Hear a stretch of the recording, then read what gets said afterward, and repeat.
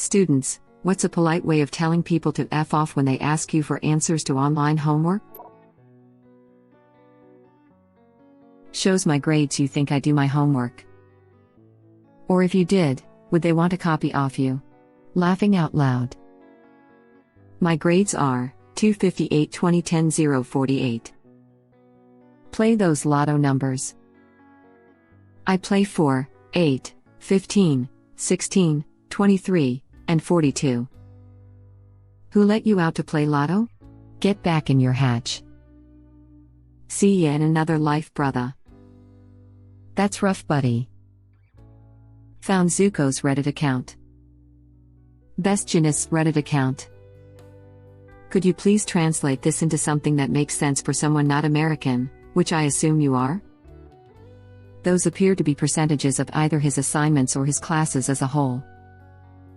Could you explain it to me like I'm 5?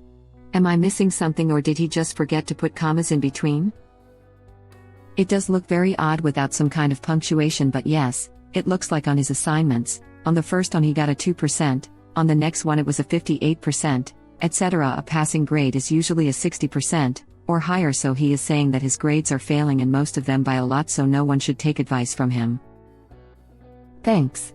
So it's a score out of 100? Yes, grades are commonly given in percent to normalize things. So in this example he got a 2/100ths, or 2%. It could also mean that the assignment was 50 points and he only got 150, which would also give you 2%. The percent helped to gauge how well someone is actually doing, because if I said someone had 70 points in a class, it would mean nothing without knowing the total available. If there were only 70 points available, this would be a perfect score, 70-70. If there were 700 points total, then this would be a 70-700 or 10%. Didn't do it yet, don't know how to do it yet. I did that as well, act like I'm genuinely confused, then come in the next day and turn it in. If they ask me again, I usually just say I don't know if it's right, so it's probably best not to copy. In engineering, it's a 50-50 whether our professor even understands the question. I once took a class on general relativity. Professor ending the final lecture, through history about 20 people are considered to have fully understood general relativity. I am not one of them. Your final exam is on Thursday. Reminds me of organic chemistry when my 30% in the class was curved up to be a B+. I keep hearing stuff like that about organic chemistry, it's sounding more and more like the Dark Souls of STEM. It's a lot of memorizing stuff and learning rules, and then applying them to problem solving. To some extent, I believe that anyone can pass the course if they can muster the diligence, and if the professor isn't terrible. If you don't enjoy it at least a little, it's a terrible time. Many people fail because they're not willing or able to dedicate several hours a week to studying a tedious topic that they have no love for. Oh God, all I remember is the horrible labs in organic chem. Everything was clear, colorless and odorless. Everything, that is except ethers, they stunk up the whole chemistry building, lol. When I was in grad school, I sat down the hall from the undergrad lab. They did a lab on smells, and one year the TA mistakenly prepped the lab outside the fume hood. One of the chemicals they used was butyric acid, which is one of the major stinky components of BO, barf, etc. The whole hallway smelled like Bigfoot's dick for like 2 weeks. I'd like to hear more about your personal experiences with the genitalia of Bigfoot. Besides the smell, how is he as a lover? They asked me how well I understood theoretical physics. I told them I have a theoretical degree in physics. They said welcome aboard. But you have a degree from Columbia. And now I need one from America. /r/classicwingers, Reddit link. I got the entirety of the NCR suckling on my teats. That's fantastic. My class was similar. I felt lucky to even barely understand the new calculus that was introduced. Was cool stuff, but man, hard to build a mental model for it. Eventually we'll understand it enough to explain it better. Or at least that's the dream. As someone who is currently taking a class on differential/Riemannian geometry, the math that GR is based on, I completely sympathize with you. Feel that. There's nothing more suspicious than matching wrong answers. That's my favorite almost got kicked out of university story where I accidentally effed up an answer so bad the result was the same as a different version of the test. Professor used multiple versions so you couldn't copy neighbors, so I basically had the same a neighbor's right answer. You guys were acting? I didn't finish it. Back in both primary and high school, most of the time me and my classmates would just counter back and say doesn't matter, at least there's something written. Don't reply. Last time I got an email asking for the homework, I told them I hadn't done it yet, an honest answer, and their response was, okay, when you finish can you let me know?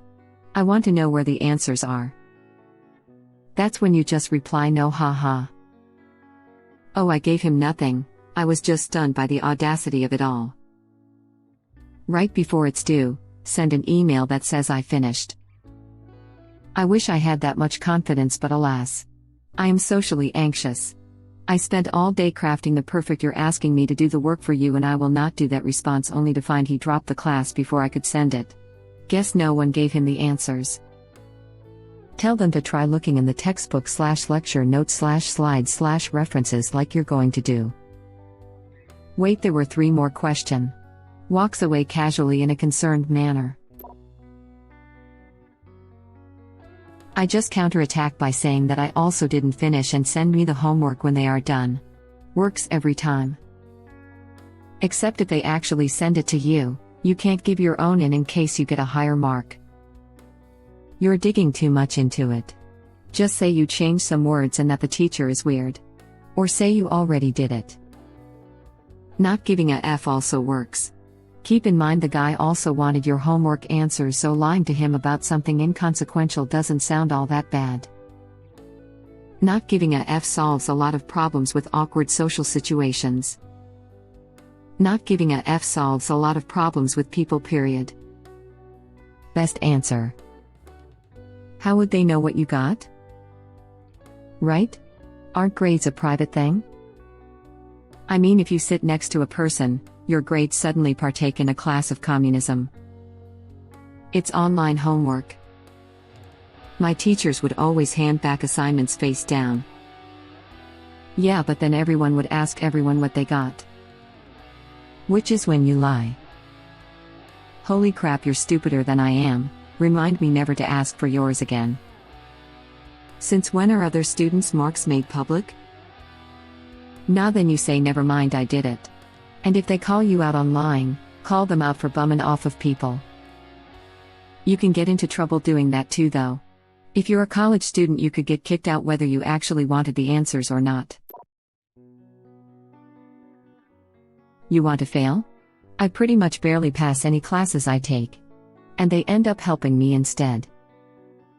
Believe it or not, some people in my class would still take that. They much rather turn something as than waste time using any bit of their brains to actually get their work done. Laughing my butt off, they would probably say something like it's whatever, at least it's something, or some crap like that, haha. Believe it or not, but that's what some therapists actually recommend to help manage time when you have too much to do. Put absolute minimum time/effort into assignments that don't matter. Yeah, I am not that kind of guy. I have anxiety bursts, but then future me thanks me later. I am the kind of guy that does everything that's due in 2 weeks in 1 to 3 days of non-stop working, which gives me super anxiety, but then I can chill the F out and vibe super hard not doing a thing for the next 2 weeks or so. I rather F myself over now, that leave it to future me. Cause then future me feels so much better. For some courses, like math and sciences, I used to be the smart kid. When someone asked me for homework, I was always willing to help, but I would help them like a teacher would, just asking questions and giving hints. It didn't take long before they only asked my help when they were actually stuck. I've always done the same. I'll happily talk through the technique but never just give an answer. Or I'd happily verify with someone. My study group generally give each other the answers, but it's always followed with how we got to that answer. We all learn better by connecting the dots. I have a rule that if I don't understand what they did, I don't write it down. So if I was stuck on a question and they send me what they have and don't understand it, I always try to use what they have to try to figure it out myself or ask for more help. That's a good one too. I have always hated traditional teaching methods because I like to work the problem back from the solution when I'm clueless. I understand why it's done, but sometimes I wish I could have them help a way that I like. Used to do the same. Had a friend who literally used to call me every time we had math homework. One day I tried to have a normal conversation with her and turns out she didn't know a damn thing about me, she barely knew my name. Next time she called, I took her slowly step by step through each question to really make sure she understood the question. It took 2 hours and she never called again. Actually, we didn't really speak for the next 4 years of school. You're too kind. That's the lowest class of parasitic moron. There are a lot of people in the world looking to use you, but the most successful ones know to at least make an attempt at emulating a normal human relationship. Some of those people will go so far as to be a fair-weather friend. Same. I was a TA in college, and people would come to me expecting me to just give the answer. By the end of the semester, there were 2 people who would still come for tutoring. They also both happened to have the highest grades. People would come to me expecting me to just give the answer. Well, their mama always did. Wait a minute, they will call her up for you to talk to her. I was also a TA. I did give people the answers because I feel like you have to read the room. If the person is only there because it's their out-of-department requirement, I would be super liberal and just help them out. For everyone else, I gave answers only by working through the whole problem together. This was for a degree-specific class. It was entry-level, but it was something they would need good fundamentals in if they kept going. That's the only reason I cared. Being a TA can be tough, especially if the professor is overworked and can't give you guidance. I remember my first TA session, I almost crapped myself because I felt so underprepared. I feel bad for them. Their professor was absolutely horrible.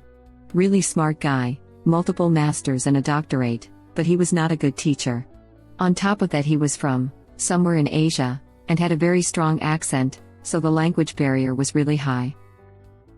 Sounds like my Cal 3 teacher. How do you not understand this? Just look at it. See? So simple. Used to be. That was me too. Then calculus happened. The only thing I remember about calculus is something about die/dx. And that it never made a damn bit of sense, but I learned what symbols to manipulate, how to make it pass the test, but promptly forgot after. I was in the Dane boat. I would always redirect them to the appropriate lecture notes. I am also the smart kid in my class, but the difference between us is, I ignore them because they really only want the answers. Can relate. I was the smart kid in the computer science department and people didn't want you to teach them. They just wanted the entire block of code given to them. Well, sucks for them because we had to defend our codes to our professor and they just sat there looking like a deer in headlights. Thank you for watching. Please subscribe to be the first to know about Red Rabbit Reader's new videos. If you like our videos, please like them on YouTube and share them with your friends. We welcome your comments below. Press to start another of our videos.